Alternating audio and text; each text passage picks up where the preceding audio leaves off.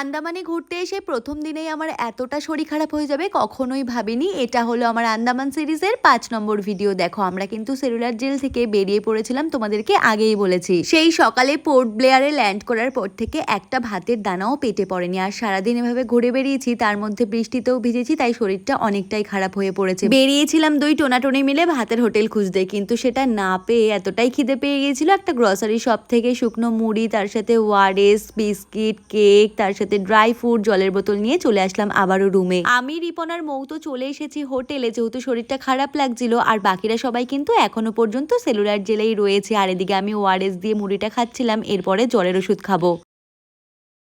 দেখো, ঘুরতে গেলে জার্নি হবে, এটা তো স্বাভাবিক। আর বাড়িতে থাকাকালীন তো এতটা জার্নি হয় না, আর এতটা দৌড়ঝাঁপ করলে তো একটু শরীর খারাপ হয়েই পড়ে, জানো তো। এই ভিডিওটা যখন ফেসবুকে আপলোড করেছিলাম, অনেকেই কমেন্ট করেছিল এত শরীর খারাপ যখন হয় তাহলে ঘুরতে যাও কেন। তার সাথে আবার অনেকে বলেছিল আমি নাকি নাটক করছি। এবার তোমরাই বলো, তোমাদেরকে আমি কি করে বিশ্বাস করাই যে আমার সত্যিই শরীর খারাপ হয়েছে কিনা। যাই হোক, ওসব বাদ দাও। এটা ছিল আমার আন্দামানের প্রথম দিন। প্রথম দিনের সিরিজগুলো তোমাদের কেমন লাগলো কমেন্টে জানিও। আর ভিডিওটা ভালো লাগলে লাইক, কমেন্ট, শেয়ার করতে একদম ভুলো না। দেখা হচ্ছে পরের ভিডিওতে। বাই।